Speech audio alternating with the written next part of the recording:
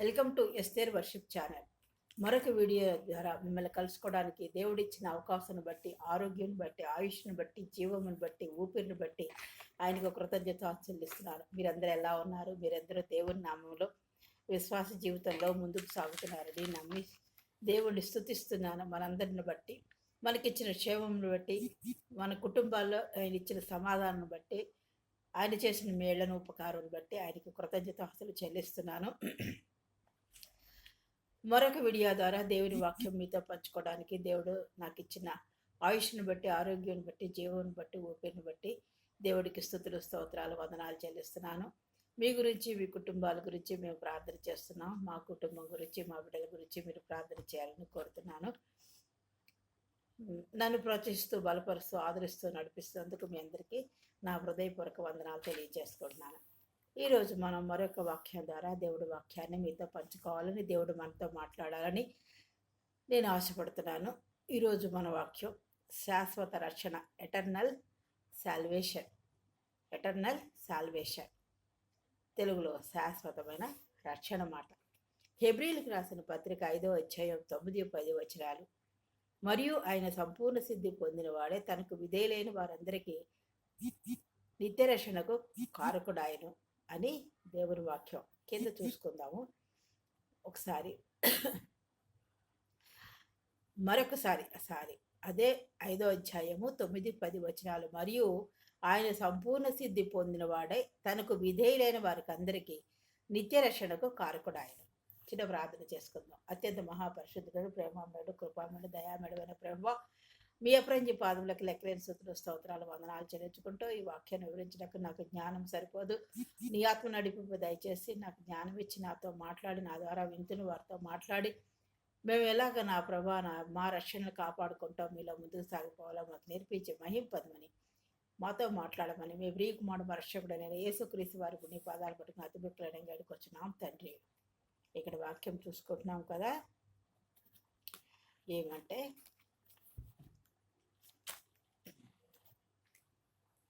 5వ అధ్యాయము 9వ వచనం. మరియు ఆయన సంపూర్ణ సిద్ధి పొందినవాడే మెల్కీసెదెకు యొక్క క్రమములో చేరిన ప్రధాన యాజకుడిని దేవుని చేత పిలువబడి తనకు విధేయులైన వారికి అందరికీ నిత్యరక్షణకు కారకుడాయను.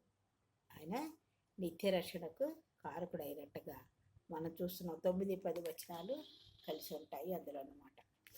అయితే నేను రక్షణ గురించి, ఎటర్నల్ రక్షణ, శాశ్వత రక్షణ గురించి కొన్ని విషయాలను మాట్లాడాలని ఆశపడుతున్నాను. యేసుప్రభు వారు ఆయన ఎన్నో బాధలు అనుభవించారు. భూలోకంలోకి వచ్చిన తర్వాత ఎన్నో బాధలు అనుభవించారు. సేవా జీవితంలో ఎన్నో బాధలు అనుభవించారు.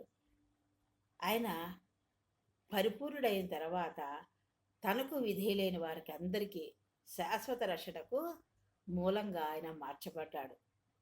మరియు అంతేకాకుండా మెల్కీసెదెకు యొక్క క్రమంలో ప్రధాన యాజకుడిగా దేవునిచే నియమించబడ్డాడు. ఆయన ఎవరు నియమించలేదు, దేవుడే, తండ్రి అయిన యెహోవా దేవుడే ఆయన్ని ప్రధాన యాజకుడిగా మెల్కీసెదెకు క్రమంలో ప్రధాన యాజకుడిగా నియమించినట్లుగా నియమింపబడ్డట్టుగా మనం చూస్తాం. ఈ వాక్యము ఆ అర్థాన్ని ఇస్తుందన్నమాట. యేసుప్రభు వారు తన జీవితాన్ని సిలువపై త్యాగం, మనవందరి గురించి ఆయన మరణమై త్యాగం చేశారు పాటు. మరియు పునరుద్ధానం ద్వారా, అంతేకాకుండా ఆయన మరణమవడమే కాకుండా తిరిగి లేచారు. ఆయన పునరుద్ధానం ద్వారా విశ్వాసులకు మోక్షాన్ని ఇచ్చారు, అంటే పరలోకాన్ని మనకి ప్రసాదించారన్నమాట. మోక్షాన్ని ఇవ్వడానికి ఆయన మూలంగా చేసుకొని ఆ అర్హత ఆయన పొందినట్టుగా, అర్హతకి తండ్రి అయిన దేవుడు ఏ అర్హత గురించి ఆయన భూలోకంలోకి పంపించారో అదంతా నెరవేర్చి అర్హత పొందడానికి ఆయన అది సాధించాడని, అది పొందాడని ఇక్కడ దేవుని వాక్యం సెలవిస్తోంది. మొదటగా ఆయన మన రక్షించాడు. ఎలాగా? మన పాపాల నుండి. అదే 9వ అధ్యాయము 28వ వచనం చూసుకుంటే, అలాగనే క్రీస్తు కూడా అనేకుల పాపంలో భరించుటకు ఒక్కసారి అర్పింపబడి తన కొరకు కనిపెట్టుకొని ఉండు వారి రక్షణ నిమిత్తము పాపము లేకుండా రెండోసారి ప్రత్యక్షమవరు. మనందరి కొరకు ఆయన సిలువపై భరించారు, సిలువను భరించారు. మన పాపాలని, దోషాలని, శాపాలని, మన అతిక్రమములు ఇవన్నీ కూడా ఆయన భరించి మనం పొందవలసిన నిందని, అవమానముని ఆయన ఒక్కసారే బలించి అర్పింపబడి, సిలువపై అర్పించబడి మరణమై ఆయన తిరిగి లేచారు. ఎందు నిమిత్తం అంటే నా రక్షణ గురించి, నీ రక్షణ గురించి ఆయన మన పాపాలు, దోషాలు ఆయన భరించినట్టుగా ఈ వాక్యం సెలవిస్తుందన్నమాట. అలాగా ఆయన అమూల్యమైన రక్త ద్వారా, సిలువ బలియాగం ద్వారా మనకి రక్షణ ఇచ్చారు. రెండవదిగా నిత్య రక్షణ, శాశ్వతమైన రక్షణ మనకు అనుగ్రహింపడినట్టుగా చూస్తుంది. మూడవదిగా మన పాపాలు ఆయన భరించాడు. మన పాపాల దోషాలు, మనం పొందవలసిన శిక్ష ఆయన పొందినట్టుగా యెషయా 53లో చెప్పినట్టుగా మనం పొందవలసిన శిక్ష ఆయన సమస్తాన్ని, మన సమస్త దోషాన్ని, పాపాన్ని, మన నిందల్ని, మన శిక్షలన్నీ ఆయన భరించి మనకి ఆ సిలువ బలియాగం ద్వారా ఎటర్నల్ సాల్వేషన్, శాశ్వత రక్షణ ఇచ్చినట్టుగా మనం చూస్తున్నాం. మరియు యేసు ప్రభు వారు బాధలు అనుభవించడమే కాకుండా ఆయన పరిపూర్ణుడయ్యాడు. బాధలు అనుభవించి పరిపూర్ణుడయ్యాడు మాట. తర్వాత ఆయన విధేయులైన వారందరికీ, ఎవరికి విధేయత చూపించిన వారందరికీ శాశ్వత రక్షణకు ఆయన మూలకారంగా చేయబడ్డాడు. ఇది చెప్పాను. మరియు మెల్కీసెదెకు క్రమంలో ప్రధాన యాజకుడిగా దేవునితో నియమించబడ్డాడని చెప్పుకున్నాం. ఆయన గొప్ప కార్యాలు 72వ కీర్తనలో చెప్పినట్టుగా దేవుడైన యెహోవా ఇశ్రాయేలు యొక్క దేవుడు స్తుతింపబడుగాక, ఆయన మాత్రమే ఆశ్చర్యకార్యాలు చేయవారు. దానియేలు గ్రంథంలో దేవుడు నమ్ముకొని వారు బలము కలిగి గొప్ప కార్యాలు చేస్తారన్నట్టుగా ఆయన మన పట్ల గొప్ప కార్యాలు చేయని దేవుడై ఉన్నాడు.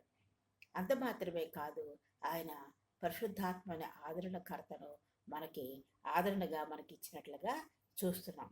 రెండవది తర్వాత నామము. తర్వాత ఏంటంటే మొదటి రక్షణ ఇచ్చాడు, నిత్య రక్షణ ఇచ్చాడు. ఆయన పాపాలు, మన పాపాలన్నీ ఆయన భరించాడు. గొప్ప కార్యాలు మన పట్ల ఆయన గొప్ప కార్యాలు చేశాడు. అనేకమైన కార్యాలు ఆయన పరిశుద్ధ గ్రంథంలో ఎన్నో గొప్ప కార్యాలు చేసినట్టుగా చూస్తున్నాము.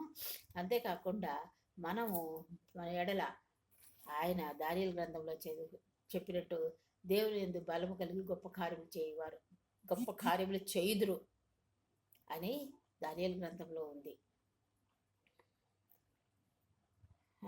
తర్వాత ఆదరణకర్తను మనకి అనుగ్రహించినట్టుగా చూస్తున్నాం. ఇక్కడ శాశ్వత రక్షణ గురించే తెలుసుకుంటున్నాం కాబట్టి దాని గురించి ఎక్కువ మాట్లాడుతున్నాను అనమాట. దేవుని యందు బలము కలిగిన వారు గొప్ప కార్యములు చేయదే దానియేలు గ్రంథంలో ఉంటుంది. మనం చేయడం కాదు, ఆయన గొప్ప కార్యాలు చేశారు. ఆయన గొప్ప కార్యాల గురించి చెప్తున్నాం. ఆయన విశ్వసించిన మనం కూడా గొప్ప కార్యము చేస్తామని కొత్త నిబంధనలను అనేక విషయాల్లో మనకి దేవుడు బోధించినట్లుగా మనం చూస్తున్నాం. యేసుప్రభువు వారు బోధించినట్లుగా. తర్వాత ఆయన నామము ఎంతో ఉన్నతమైనది మాట. ఆయన ఆశ్చర్యకరుడు. యెషయా గ్రంథం 9:9 వచనంలో చూసుకుంటే ఆయనకు అనేకమైన నామాలు ఉన్నాయి. ఆశ్చర్యకరుడు, ఆలోచనకర్త, బలవంతుడైన దేవుడు, నిత్యుడగు తండ్రి, సమాధానకర్తకు అధిపతి, సమాధానానికైనా అధిపతి అని పేరు పెట్టబడినట్టుగా చూస్తున్నాం. ఇంకా సర్వోన్నతుడు, సర్వకృపానిధి, అగ్నినేత్రములు గాలవాడు, అపరంజి పాదములు కలిగిన వాడు. ఆయన నామములు ఎన్నో ఉన్నాయి. ఇక్కడ చూసుకునేది ముఖ్యమైనది ఆశ్చర్యకరుడు, ఆలోచనకర్త, బలవంతుడైన దేవుడు, నిత్యుడగు తండ్రి, సమాధానకర్తయు అధిపతి అని అతనికి పేరు పెట్టబడినది. ఇమ్మానుయేలు, మనకు తోడైన దేవుడు, యేసు క్రీస్తు, అభిషక్తుడు, ఇలా అనేకమైన గొప్ప నామాలు ఆయనకు ఉన్నాయి. ఆయన నామంలో శక్తి ఉంది. ఆయన నామం ద్వారా అద్భుత కార్యాలు జరుగుతాయి. యేసు నామంలో శక్తి ఉంది. యేసు నామంలో శక్తి ఉంది. అది మనం విశ్వసించాలి. యేసు నామంలో అద్భుత కార్యాలు చేయబడతాయి అన్నమాట. మరియు ఆయన పరిపూర్ణుడిగా చేయబడి తనకు విధేయులైన వారందరికీ శాశ్వత రక్షణకు మూలమయ్యాను. ఆయన ఈ యేసుప్రభు వారు ఎప్పుడు వచ్చి సిలువపై బలియాగమైనారు కదా, ఇదంతా ఆయన పరిపూర్ణంగా చేయబడ్డారన్నమాట. చేయబడి సిలువపై మరణించి మృత్యుంజయుడు లేచాడు కాబట్టి ఆయన విశ్వసించిన ఆయన పట్ల విధేయత చూపిన వారందరికీ ఆయన శాశ్వత రక్షణకు మూలకారకుడైనట్లుగా చూస్తున్నాం.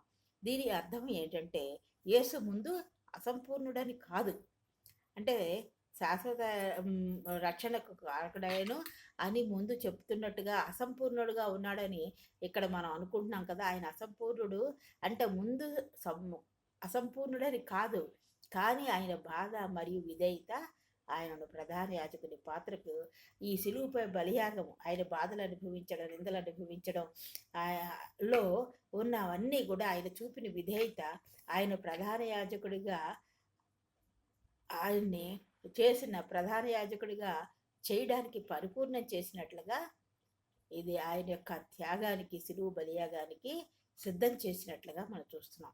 అంటే ఆయన చూపిన విధేయత, ఆయన బాధలు, ఆయన నిందలు, ఆయన భరించిన సమస్తమైన వేదనలు ఆయన్ని సంపూర్ణం చేసినట్లుగా, సంపూర్ణం చేసింది చేయబడ్డానికి, ఆయన సంపూర్ణం అవడానికి ఇవన్నీ కూడా ఇందులో అనుభవించారు కాబట్టి సంపూర్ణం చేయడానికి సిద్ధం చేసినట్లుగా మనం గమనిస్తున్నాం. రక్షణ అనేది దేవుడు ఇచ్చిన బహుమానం. రక్షణ కృప ద్వారా వచ్చింది, ఉచితంగా ఇచ్చాడు దేవుడు. అది బహుమానం అన్నమాట. అది ఎవరి ద్వారా వస్తుందంటే యేసు ద్వారానే మనకి అందించబడింది. ఆ బహుమానం యేసు ద్వారానే అందించబడింది. అది శాశ్వతమైనది, అశాశ్వతమైనది కాదు, శాశ్వతంగా నిలిచి ఉంటుందని దేవుని వాక్యం నొక్కి చెబుతోంది.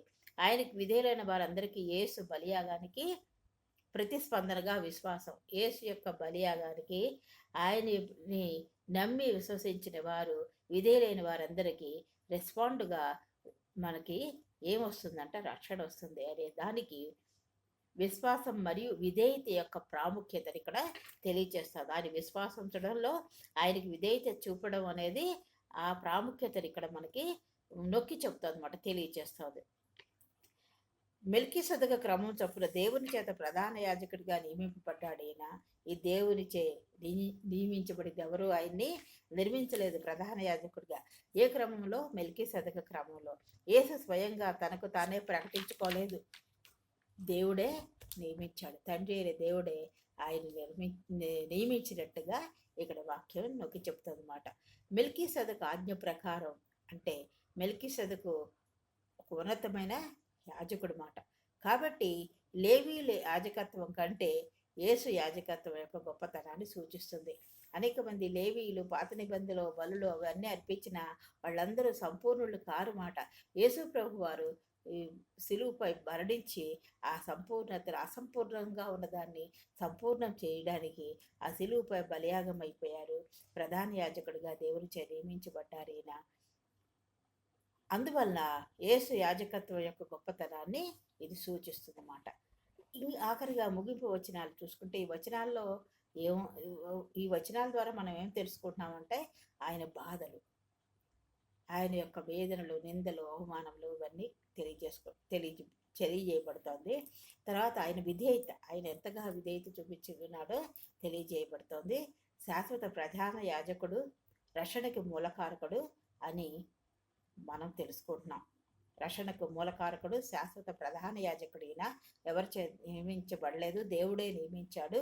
ఆయన కూడా ప్రకటించుకోలేదు, తండ్రి అయిన దేవుడే ఆయన్ని ప్రధాన యాజకుడిగా నియమించినట్టుగా చూస్తున్నాం. రక్షణ అనేది పాత నిబంధన వ్యవస్థ యొక్క తాత్కాలిక మరియు అసంపూర్ణ త్యాగాల ద్వారా. పాత నిబంధనలో అనేక మంది అసంపూర్ణంగా త్యాగాలు చేశారు, వాళ్ళు విశ్వసించారు, కానీ పాత నిబంధనలో వాళ్ళందరూ తాత్కాలికంగానే అసంపూర్ణంగానే ఉన్నారు, కానీ పూర్ణం కాలేదు. అదే యేసుప్రభు వారు విశ్వాసం మరియు ఆయన పరిపూర్ణ త్యాగం ద్వారా మనం పొందాము. ఏమిటి? రక్షణ మాట. రక్షణ పొందాము, శాశ్వత రక్షణ పొందాము, నిత్య రక్షణ పొందాము మనం ఆయన రక్షణ ద్వారా అని ఈ వాక్యం నొక్కి చెప్తుంది అన్నమాట. యేసుప్రభు వారిపై విశ్వాసం మరియు ఆయన పరిపూర్ణ త్యాగం ద్వారా పొందిన బహుమతి అని నొక్కి చెప్తుంది అన్నమాట ఈ వాక్యం. కాబట్టి మనము రక్షణ పొందిన మనము ఆ శాశ్వత రక్షణలో మనము ప్రధాన యాజకుడు, శాశ్వత ప్రధాన యాజకుడు, ఆ శాశ్వత రక్షణలో మనం కొనసాగింపబడాలి. కాబట్టి మన రక్షణ మనం జాగ్రత్తగా కాపాడుకుంటూ యేసుప్రభు వారు ఉచితంగా ఇచ్చిన ఆ రక్షణలో మనం కొనసాగింపబడాలని ఈ వాక్యం తెలియజేస్తుంది అన్నమాట. దేవుడు ఈ వాక్యంను దీవించిన ప్రార్థన చేసుకుందాం. అత్యంత మహాపరిశుద్ధుడు, ప్రేమమడు, కృపామడు, దయామడు ప్రభు, మీ అప్రజ్ఞ పాదములకు లెక్కలేని స్థుతులు స్తోత్రాలు చెల్లించుకుంటున్నాం నాయన. ఈ సాయంకాల సభలో మీ పాసలకు వచ్చినాం నాయన. రక్షణ గురించి నా ప్రభు మీరు కొద్ది విషయాలు మాకు వివరించిన విధానం బట్టి వందనాలు ప్రభు.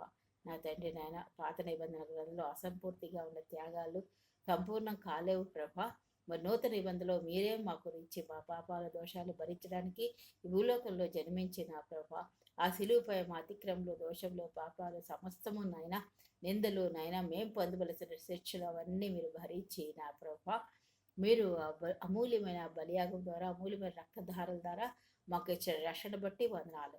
ఆ నిత్య రక్షణలో మేము కొనసాగింపడేలాగా నాయన మమ్మల్ని నా ప్రభా అంతం వరకు మా విశ్వాస జీవితాన్ని కాపాడుకుంటూ మీరు చూపించిన విధేయతలో నా ప్రభా మీ తగ్గింపులో మేము సాగిపోయే కృపని గురించి మీరే సహాయం చేసి మహింపదమని మీ దీనత్వాన్ని మాకు నేర్పించి మహింపదమని మీ ప్రియకుమారుడు రక్షకుడులైన యేసుక్రీస్తు వారి పుణ్య పాదాలు పట్టుకుని అతి మిక్కులైన వేడుకొచ్చున్నాం తండ్రి. ఆమేన్. దేవుడి వాక్యం దీవించుగాక. మీరందరూ నా గురించి ప్రార్థన చేయాలని కోరుతున్నాను. నా కుటుంబం గురించి ప్రార్థన చేయాలని కోరుతున్నాను. మీ గురించి మీ కుటుంబాల గురించి మేము ప్రార్థన చేస్తున్నాము. దేవుడి వాక్యం దీవించుగాక. నన్ను ప్రోత్సహిస్తూ బలపరుస్తూ ఆదరిస్తున్నందుకు మీ అందరికీ నా వందనాలు తెలియజేసుకుంటూ మనందరం వాటి శాశ్వత రక్షణలో మన జీవితకాల పర్యంతరం కొనసాగింపడాలని మరొకసారి మనల్ని హెచ్చరించుకుంటూ ఈ వాక్యాన్ని ముగిస్తున్నాను. దేవుడు మిమ్మల్ని అందరినీ దీవించుగాక. ఆమేన్.